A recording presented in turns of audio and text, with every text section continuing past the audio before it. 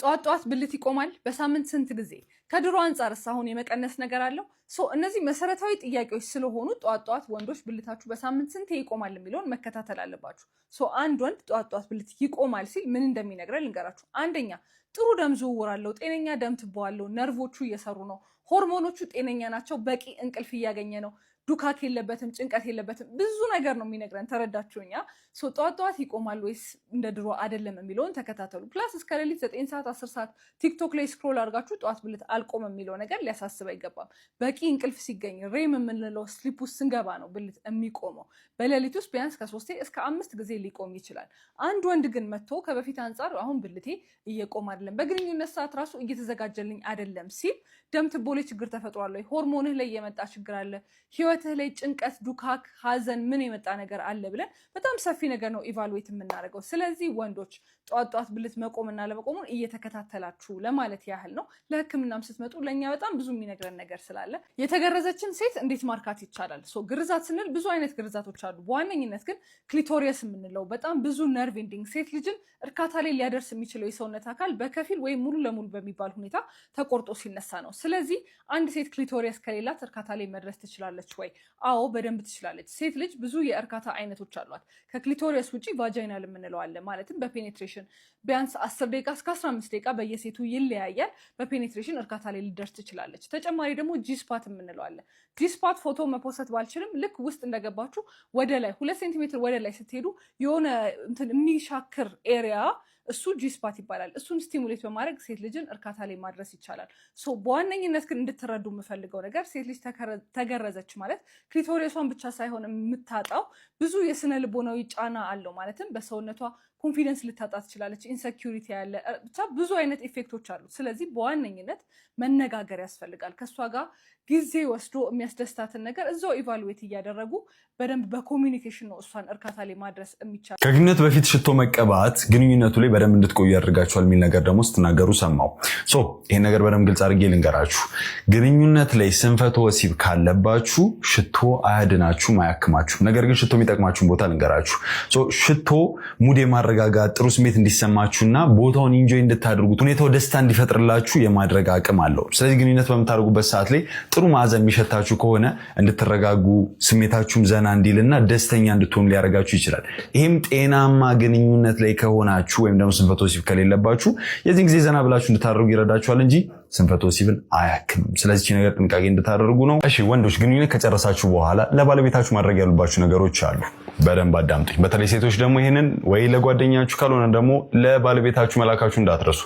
ብዙ ጊዜ ወንዶች ከጨረሱ በኋላ ጀርባቸውን ሰጥተው መተኛትን ይፈልጋሉ። ያ ነገር የሴቷን የውስጧን ስሜት እየጎዳው ሊመጣ ይችላል። ስለዚህ በተቻላችሁ አቅም በዛ ሰዓት ላይ ማድረግ ያሉባችሁ ነገሮች አሉ። አንደኛ ጀርባችሁን ሰጥታችሁ ስልክ መነካካት ወይም ደግሞ ሌሎች ነገሮች መስራት የለባችሁ። ሁለተኛ በተቻላችሁ አቅም አፌክሽን ማሳየት መቻል አለባችሁ። ሴት ግንኙነት ካደረገች በኋላ ሞስት ቨልነረብል የምትሆንበት ሞመንት ስለሆነ በዛ ሰዓት ላይ የፍቅር ቃላት መለወጥ፣ መተቃቀፍና መሰል የሆኑ ነገሮችን እሷን ኮምፈርት የሚሰጧት ነገሮች ማድረግ ይኖርባቸዋል። በሶስተኛ ደረጃ ደግሞ እናንተም ላይ እሷም ላይ ጫና የሚፈጥረው ነገር ጨርሰሻል ወይ አልጨረሽ የሚለው ጭቅጭቅ ወይም ደግሞ ክርክር የሚኖርበት ሰዓት ላይ እሷ በፍላጎቷ ሳይሆን በግዴታ እንድትዋሽ እየገፋፋችኋት ትመጣላችሁ። በዚህም ግንኙነት ሴቷ እንዳልጨረሰች እርግጠኛ ከሆናችሁ መጨቃጨቅ ወይም ደግሞ እሷ ላይ ጫና ከመፍጠር ይልቅ ሌሎች ስቲሙሌሽኖች መጠቀም ይኖርባቸዋል። ከዚህ በፊት ነግሬያችኋለሁ። ክሊቶሪያል ስቲሙሌሽን የምንለው በጣም ኢፌክቲቭ ስለሆነ እሱኛውን ቀስ ብላችሁ መጠቀም ይኖርባቸዋል።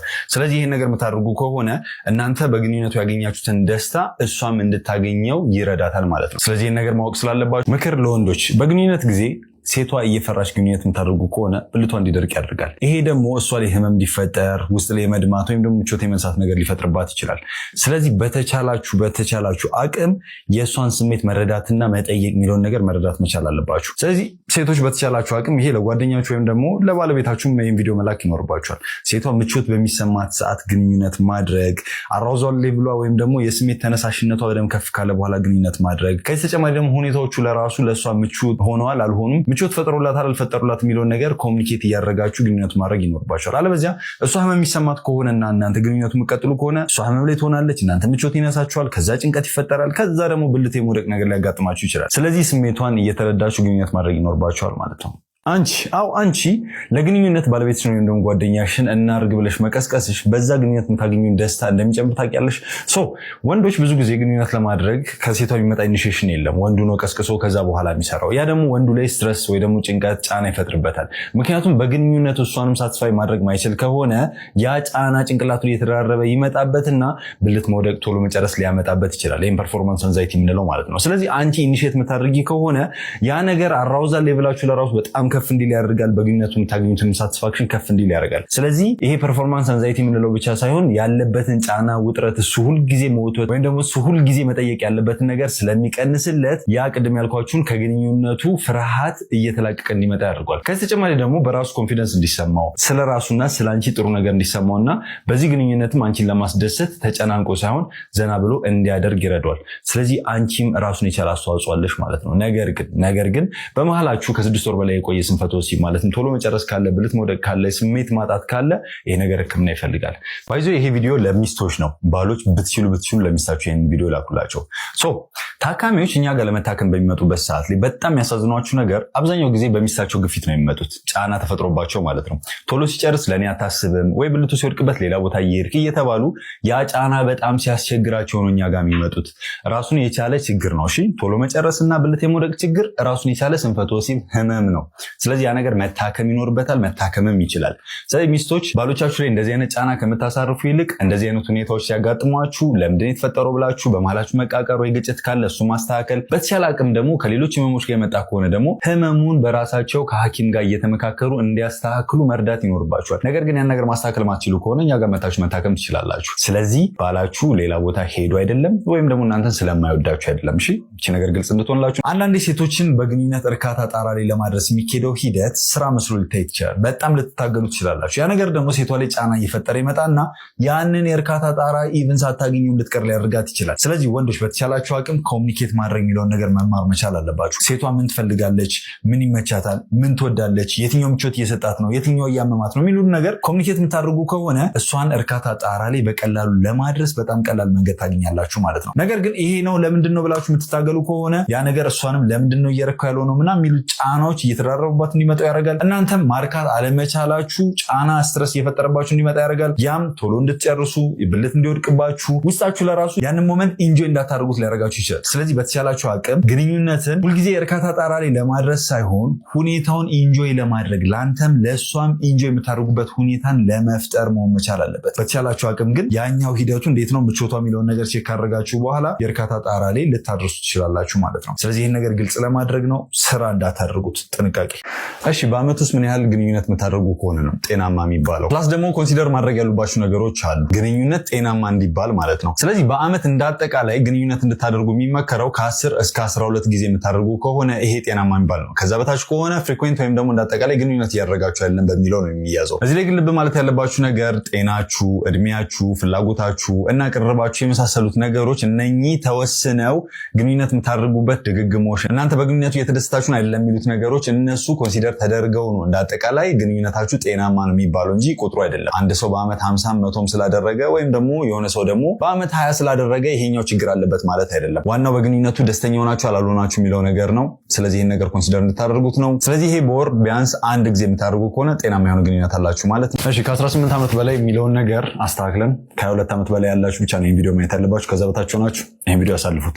የግንኙነት ፍላጎት መቀነስ ብለን የምናስቀምጠው ነገር አለ። ብዙ ጊዜ ታካሚዎች መጥተው ሲጠይቁን ግንኙነት ፍላጎቴ ቀንሻለሁ ይላሉ። ነገር ግን ትክክለኛ ቀንሰው አይደለም። ሁለት አይነት አሉ ብዙ ጊዜ የሚያጋጥሙ ማለት ነው። አንደኛው የግንኙነት መቀነስ የምንለው ስሜቱ እንደ አጠቃላይ ግንኙነት ሲባል ሀሳቡ ሲነሳባቸው ለራሱ የሚያስጠላቸው አሉ። ሁለተኞቹ ደግሞ ወይ ቶሎ መጨረስ ወይ ብልት መውደቅና የሚያጋጥማቸው አሉና ከዛ ጋር ለምንድነው የምታገለው ለምንድን እንደዚህ ነገር የሚያደርገው ብለው ከስጋት የተነሳ ግንኙነትን የሚሸሹ አሉ። ስለዚህ የመጀመሪያው ነው እንደ አጠቃላይ የግንኙነት ፍላጎታችሁ የቀነሰ ከሆነ፣ ሁለተኛው ደግሞ በግንኙነታችሁ ወይ በትዳራችሁ ላይ ጫና እየፈጠረ ከሆነ፣ በሶስተኛ ደረጃነት ደግሞ ሌሎች እንደ ስኳር፣ ግፊት መሰል የሆኑ ህመሞች ከሌሉባችሁ የዚህን ጊዜ እንደ ስንፈተ ወሲብ ይታከምና ሃይፖአክቲቭ ሴክሹዋል ዲዛየር ዲስኦርደር ምንለው ያጋጥማችኋል ማለት ነው። በሌሎችም ለምሳሌ ቅድም እንዳልኳችሁ ቶሎ መጨረስ ያጋጥማችሁ ከሆነ፣ ብልት የመውደቅ ችግር የሚያጋጥማችሁ ከሆነ እሱም የፍላጎት መቀነስን ወይም ደግሞ ፍርሃት እንዲፈጥርባችሁ ስለሚችል እሱን መታከም ይኖርባቸዋል። እሺ በድጋሚ አስጠንቅቄ ያለው ከ18 ዓመት በታች ሆናችሁ ይህን ቪዲዮ አሳልፉት። ነገር ግን ከዛ በላይ ሆናችሁ በግንኙነት ሰዓትም ሆነ ከግንኙነት በፊት ላይ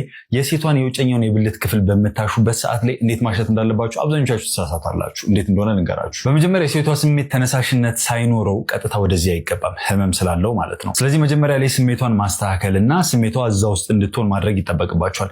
ከዚህ ተጨማሪ ቀጥታ ወደዛ ደግሞ አይገባም። መጀመሪያ ጎኑ ላይ ነው እያሻችሁ የምትሄዱት። ክሊቶሪያል ስቲሙሌሽን ስታደርጉ ጎኑ ላይ ብላችሁ ነው ከዛ ወደ መሃል የምትመጡት። ሶስተኛውና ዋነኛው ነገር ደግሞ አብዛኞቹ ሴቶች ይሄ ነገር እንዲጠሉት ከዚህ ተጨማሪ ህመም እንዲፈጥርባችሁ የሚያደርገው እናንተ እንዲህ እየተጫናችሁ እየተጨፈለቃችሁ የምታደርጉት ነገር አለ። ይሄ ነገር ስህተት የሆነ ነው። በተቻላችሁ አቅም በጣም ጀንትል ሆናችሁ ሶፍት ሆናችሁ ኮንሲስተንት መሆን አለበት። አካሄዳችሁ ፍጥነቱ ለራሱ በጣም በሚመጣጠን መልኩ መሆን አለበት። ከዛ በኋላ ከሷ ጋር ኮሚኒኬት ታደርጋላችሁ። ከፍ ልበልሽ፣ ዝቅ ልበልሽ፣ ላዙሮ፣ ላፍጥነው፣ ልጨምር፣ ልቀንስ የሚሉትን ነገሮች ኮሚኒኬት ማድረግ አለባችሁ። አንዴ ፓተርኑን ካገኛችሁ በኋላ በዛው ፓተርን ነው መቀጠል ያለባችሁ እንጂ እንዲህ የምትጨፈልቁ ከሆነ ያ ህመም እየፈጠረ ይመጣል። ከዚህ ተጨማሪ ደግሞ አንዳንዴ ደረቅ በሚሆንበት ሰዓት ላይ ቦታው ፍሪክሽን ስለሚኖረው ህመም ይፈጥርባታል። ስለዚህ በተቻላችሁ አቅም ወይ ወተር ቤዝድ የሆኑ ወይ ደግሞ ሲሊከን ቤዝድ የሆኑ ሉብሪካንቶች አሉ። እነሱን ተጠቅማችሁ ቦታው ላይ ካለሰለሳችሁ በኋላ ቀስ እያላችሁ ቅድመ ነገርኳችሁ መልኩ ስቲሙሌት ማድረግ ትችላላችሁ። ነገር ግን እንደዚህ የምትታገሉ ከሆነ እንዳጠቃላይ ያንን እንድጠላና በግንኙነቱም ደስተኛ እንዳትሆን ያደርጋታል። ስለዚህ ነገር ጥንቃቄ እንድታደርጉ ነው። ከባለቤቴ ጋር ግንኙነት ላይ ሆኜ ቶሎ እንዳልጨርስ የሱቄን ሂሳብ ነው ማሰለው ያለኝ አንድ ታካሚ አለ። ይሄኛው ዲስትራክሽን ሜትድ የምንለው ሲሆን በመጠኑም ብትሆን ትሰራለች። ነገር ግን ለቶሎ መጨረስ እንደ መፍትሄነት አይቀመጥም። ባይሆን ደግሞ እንደውም ሌላው ችግሩ ምንድነው አራውዛል ሌቭላችሁ ወይም ደግሞ ግንኙነት ላይ ያላችሁን ስሜት እየቀነሰው እንዲመጣ ያደርጋል። ምክንያቱም ቦታው ላይ አይደለም ስሜታችሁ የሚሆነው ሌላ ቦታ ላይ ዲስትራክትድ ሆናችኋል። ስለዚህ ይሄ ነገር ተደጋጋሚ በሚሆንበት ሰዓት ላይ ብልታችሁ የወደቀ እንዲመጣ ያደርጋል። ምክንያቱም ስሜታችሁን እያጣችሁ ስለሚመጡ ማለት ነው። ስለዚህ ቶሎ የመጨረስ ችግር በሚያጋጥማችሁ ሰዓት ላይ እንደነኛ ዲስትራክሽን ሜቶዶች ሳይሆኑ ራሱን የቻለ ፕሮፐርሊ ሕክምና ይፈልጋል። በቂ ምርመራ ተደርጎ ሕክምና መደረግ አለበት እንጂ ዲስትራክት የምታደርጉ ከሆነ እንደዚህ አይነት የብልት መውደቅ ሊያጋጥማችሁ